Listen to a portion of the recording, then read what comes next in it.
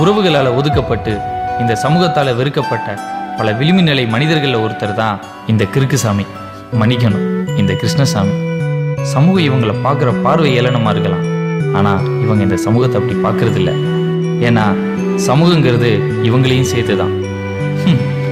நோயால் மறுத்து போன இவங்க உடம்புக்கு தெரியாத வேதனை பாவம் நம்ம மனசுக்கு மட்டும் தெரியுது.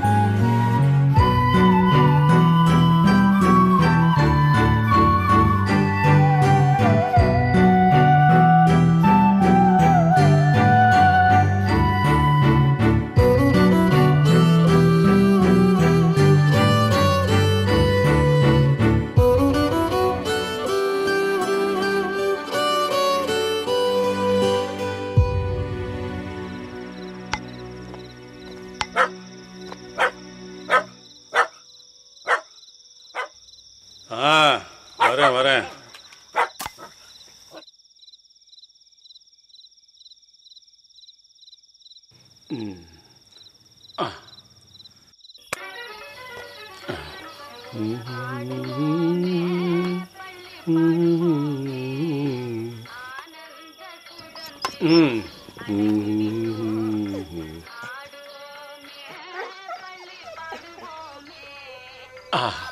என்ன ருசி!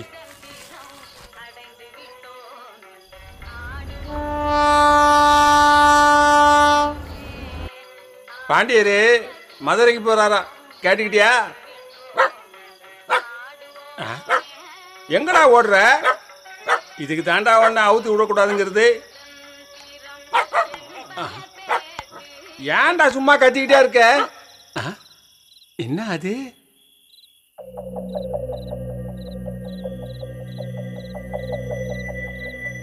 அடைச்ச மனுஷ பைய உசுர வெறுத்துட்டான் போல. என்னை விடு, என்னை விடு.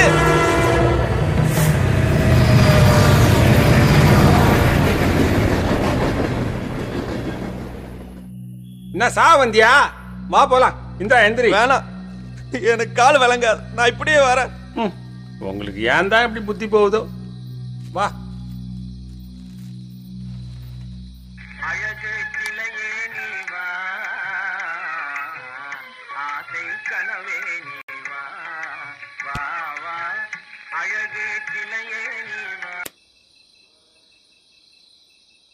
உன் பேர் என்ன? அர்ஜுன்.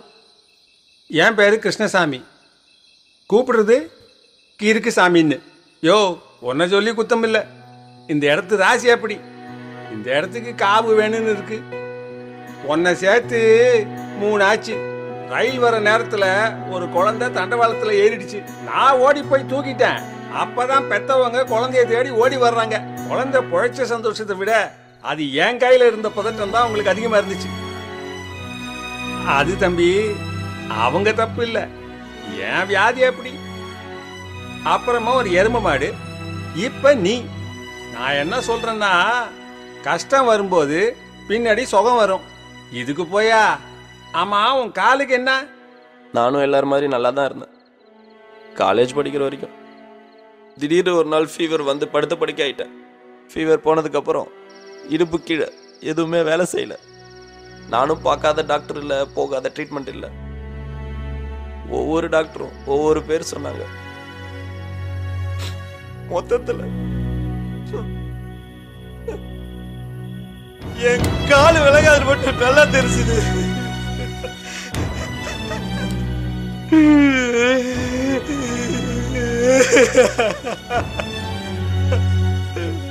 என்னமோ கஷ்டத்துக்கு அப்புறம் சுகம்னு சொன்னியா? எனக்கு ஏதியா சுகம்? சுகமே வராது தெரிஞ்சு நான் ஏன் உயிரோட இருக்கணும்? அதான் சாகணும்னு முடிவு பண்ணிட்டேன். கஷ்டம் வரும்போது உங்கள்கிட்ட கேட்டுக்கிட்டா வந்துச்சு. அது திடீர்னு வரும்போது சுகம் வராதா?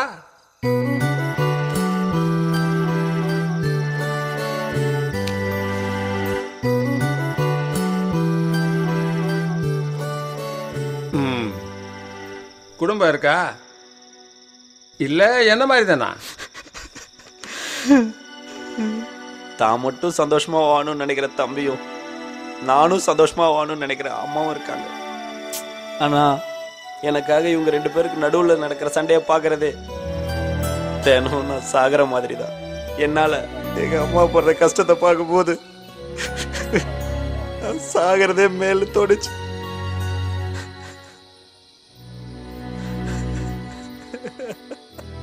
ஆமாயா, அம்மா தோலையை பிடிச்சிக்கிட்டு இருந்தா கஷ்டமா தான் இருக்கும். உன் மேல இறக்கப்படுற மனுஷங்க என்னைய மனுஷனாவே மதிக்கல. நீ ஏன் என்ன பகல்ல பார்த்தா இப்படி பக்கத்துல உட்காந்து பேசக்கூட மாட்டேன். இந்த கை கொஞ்ச நாள் முன்னாடி வரைக்கும் முழுசா தான் இருந்துச்சு. இந்த காலு அப்படித்தான். இப்போ மொத்தம் உடம்பும் கொஞ்சம் கொஞ்சமா இல்லாம போயிட்டு இருக்கு. இப்படி இருக்கிற நானே வாழணும்னு நினைக்கிறப்ப உனக்கு என்ன?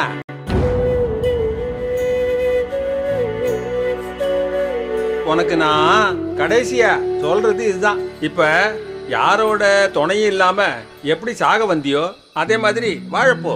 இப்ப தூங்கு. தூங்குறதுலயும் சுகம் ரொம்ப. செத்தா தூங்க முடியாது. நாளைக்கு சந்தோஷமா உங்க அம்மாவுக்கு புள்ளையா போய் சேரு.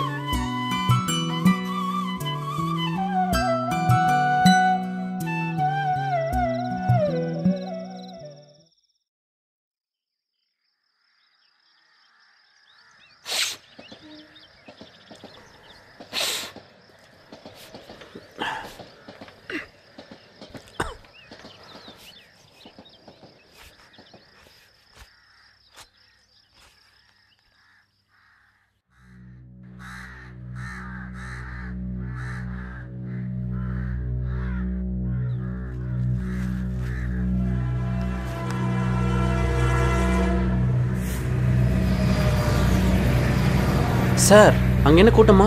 அதுவா, இங்க ஒரு கிறுக்குசாமி சுத்திக்கிட்டு இருப்பானே, அவன் ரயில்ல அடிபட்டு செத்துட்டான். கிடைச்சதை தின்னுட்டு ஒரு இடத்துல கிடக்கணும். அதை விட்டுட்டு நாயோட தண்டவாளத்துல ஓடி பிடிச்சி விளையாண்டா இப்படித்தான்.